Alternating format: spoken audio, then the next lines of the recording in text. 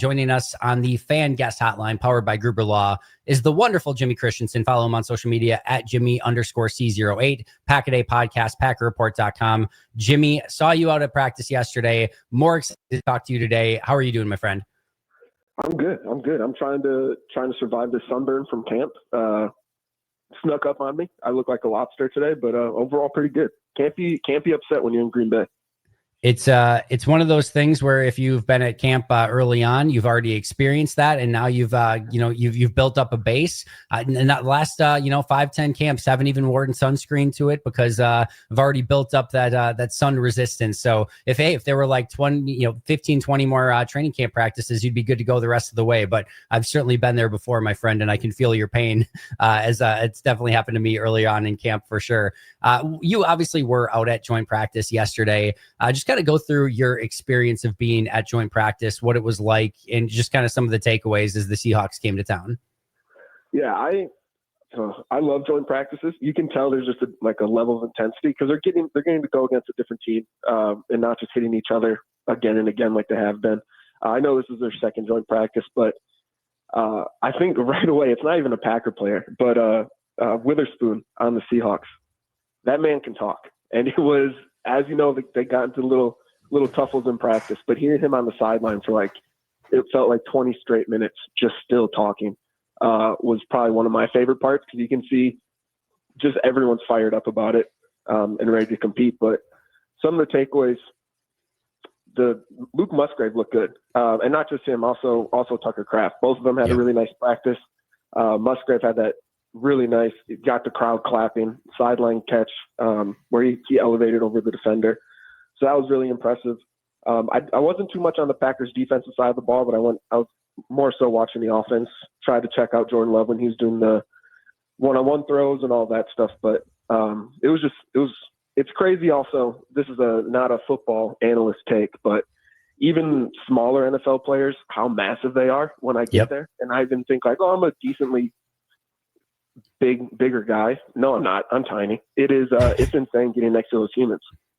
They are. Yeah, it's really incredible. And then you get somebody next to somebody like an Anthony Belton, and it's incredible. Just like the height, the weight, the speed, the size of these guys.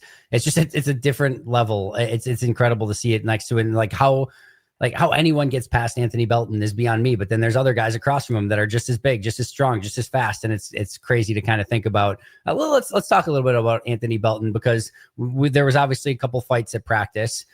Jimmy, you've done some MMA work. All right. So let me ask you this. Anthony Belton, what is it, like 6'6", 330 of him, is in a puncher stance, and he's coming at you. What is your point of attack when Anthony Belton, in full pads, by the way, is ready to throw haymakers with you? I'm just going full grizzly bear and playing dead and just hoping he leaves me alone like that. That's gonna be roll over. Just roll over. Just fetal position, laying on the ground. That's what I was saying with the group I was with too. I was like, I don't know who looks at him and thinks, you know what, I should take him on right now.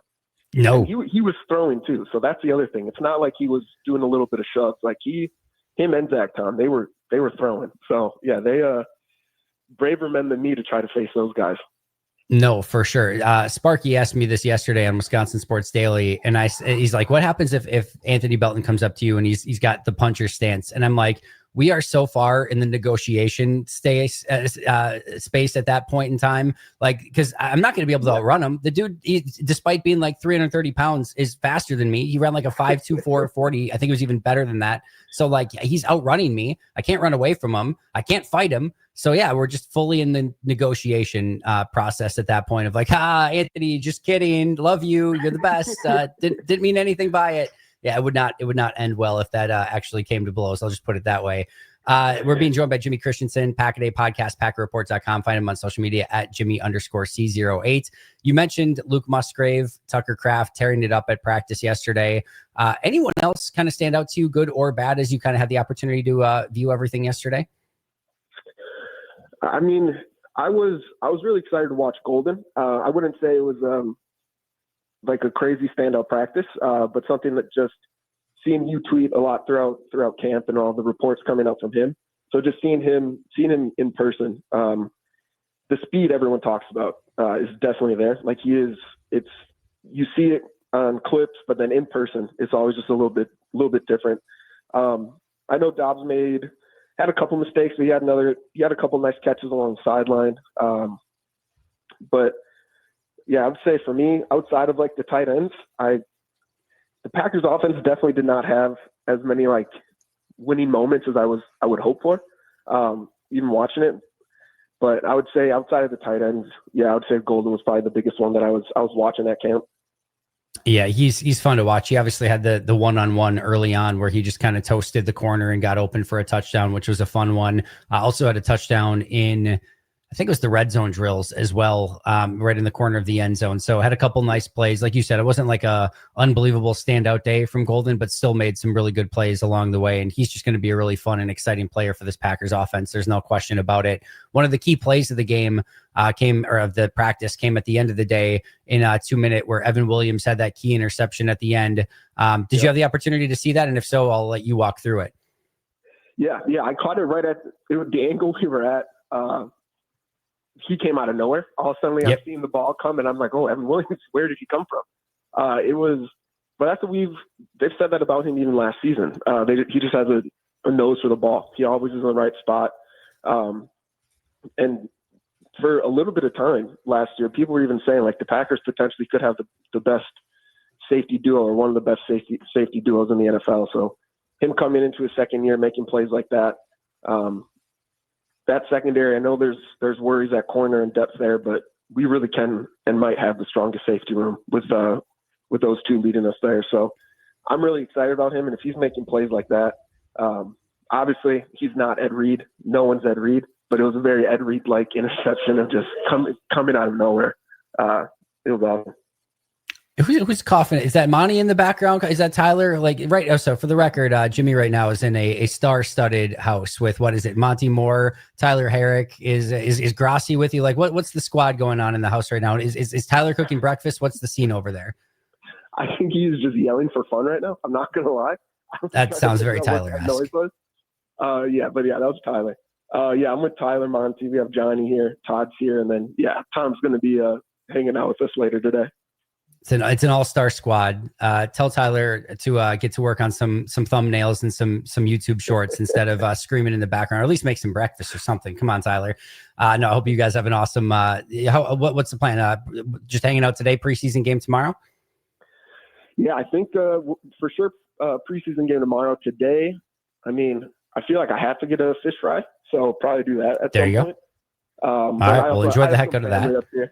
Yeah, and keep an eye on Tyler. Somebody's got to keep an eye on him, and it's not my weekend to watch him. So Aaron Nagler and I take turns. You know, who's got on Tyler duty. We're handing it off to you for the weekend. All right, I'll try my best. Going back to that Evan Williams interception really quick, as we're being joined by Jimmy Christensen at Jimmy_C08, and of course Pack a Day podcast as well. Yeah, it was just a beautiful center field play where he was lined up deep center field, and Jackson Smith-Njigba, who had torn the Packers up all day long, multiple touchdowns, multiple big plays. It was a 2-minute drive, and JSN they're trying to complete it to him along the right sidelines. And Evan Williams just said enough is enough and decided to go and take matters into his own hands and pick off that play. Beautiful play by Evan. And to your point, Jimmy, that safety room, I love it. Both Xavier and Evan starting, but then the depth with Javon Bullard, Katano Ladapo, Zane Anderson, etc. Certainly one of the deepest rooms on the team as well. Let's transition to Packers-Seahawks preseason game that, again, I know you're going to be attending. What are you going to be watching for? What are some of the key roster battles that could really be of actual value as we go into this final game? Yeah, so that's one thing. I was thinking about this too. I feel like the Packers have a lot of positions kind of set. Like I was trying to think of surprise cuts or anything like that I feel like you need to watch just in case. But I feel like everything now is just those later depth pieces. Like the offensive line, you have 8. I think you even tweeted it too. You're looking for some right now to get that 8th, 9th spot. So seeing kind of who steps up there. The defensive line, they have a lot of edge rushers. I know they like Brennan Cox Jr. Obviously, Bar is still there. Sorrell's hurt, so that kind of eliminates one for now. But it's not like he'll be a season ender. So just kind of seeing if they make some tough decisions there, and if there's some surprise releases. So just seeing if anyone kind of stands out during the practice, and then the interior on that defensive line. Wooden coming into his 3rd year. He bulked up coming in into training camp. Stackhouse, your guy, Nagua's guy, seeing if he can do enough to maybe to sneak onto the team. So it's kind of those late, just the very bottom of the depth chart pieces that I'm trying to look at. And even the cornerback room, I think, is the other one. We're all worried about depth, so seeing if we can have some people step up. And I'm all about the Bo Melton story, so I'm just going to be watching him for fun. It's been an unbelievable story, and I'm right there with you at corner. To me, that corner battle is going to be what is probably the 1A biggest viewing point to kind of watch in this game, because there are real legitimate jobs up for grabs. Kamal Haddon had a good day yesterday. There's a lot of people that are in that. I'm going to be talking about that in the next segment as well. But corner is definitely a huge position to watch in this game. If you're sitting late fourth quarter, definitely be watching some of the corners in this game, because that is probably the one that is still very much up for grabs to try to get maybe that 5th and 6th cornerback spot. As we get into this game, it doesn't matter at all in the scheme of things, Jimmy. But do you have an official prediction for Packers Seahawks? I'm going to be blindly optimistic. I'm going to say we're going to destroy them because we're angry about the fights.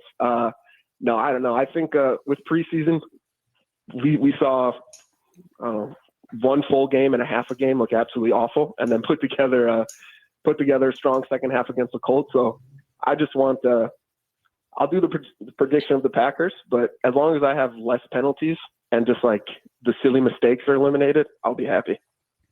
You mentioned that the silly mistakes, the penalties, just the attention to detail stuff. Packers have the Lions coming up week 1. You cannot get away with any of that. Well, what does Green Bay need to do to finally get off to that strong start? Not only that, but get a big win in the NFC North, get a big win against a team that's really good, which was an issue for them this past year. Those first 5 days of the season, Detroit and Green Bay, Washington and Green Bay, there is so much that can be shit. They cannot win a Super Bowl in early September, but man, they can really put themselves behind the 8 ball if things do not go correct. What do they need to do to get off to that strong start?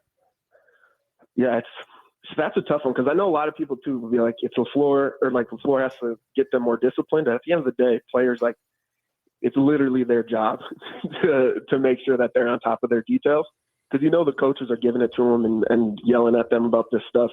We saw LaFleur do that with Belton at the end of the half last game. So part of it too is just kind of a mental click that they need to have. But I think the big thing, especially against the Lions, we saw it against them the first week. Like I don't want to say the pressure, but there was definitely an intensity to the game, and you saw players make mistakes that they normally wouldn't. I'm pretty sure it might have been Tucker Kraft in that one. Got like a personal penalty or something, just kind of those silly mistakes that you're seeing in those games. So it's just kind of staying calm, making sure you're following the game plan, because like you said, you can't make those mistakes against the team. So you want to be aggressive, but making sure you're not doing anything reckless, because it will bite you in the butt against those top teams. Yeah, I think, again, Matt came into training camp really stressing the attention to detail and all the little small things that are going to make you a championship contender. That has not gone great over the course of the first couple preseason games. A lot of little silly penalties, a lot of drops, a lot of the things that have bit them in the past. And hopefully this can be a preseason game where they show that they can put together a little bit more of a complete game. Again, the score doesn't matter, what the outcome is doesn't matter, but just showing that they can maybe eliminate some of those mistakes from the game, I think would be huge, and hopefully get them set for the Lions and the Commanders in those first 5 days of the regular season. Jimmy, I cannot thank you enough. Where can we find all of your incredible work and anything you want to plug on the way out? Yeah, you can follow me on Twitter, Jimmy_C08. I'm Pack-A-Day on Friday episodes, Sunday episodes, and then started up a little fun Lombardi's Bar again with Todd and Dan. So just a fun thing we do on Wednesdays at 8 Central Time on YouTube. So that's going to be my life for the season. Nothing compared to yours. I will not be up doing grades at like 2 or 3 in the morning. But yeah, just adding some things here and there. That is on my agenda today. I don't know much sleep as I've been super slacking with the grades this week. It's been a crazy week with stuff going on. So I just, for pure posterity, so just to make sure that I continue to do it, I've got to get those grades done today. So I know nobody cares anymore. The game is over. Nobody cares about a preseason game a week ago, but darn it, Jimmy, I'm still going to do it for the sake of doing it, because I don't know. I always do it. I don't know anything different. So that's definitely on my agenda today, but I know your agenda is to go have fun with the guys. I hope you enjoy every second of your time hanging out with those guys and enjoying the preseason game tomorrow. We'll do this again very, very soon. I appreciate all you do for Pack-A-Day as well, and enjoy your weekend, my friend. I appreciate you. Thank you.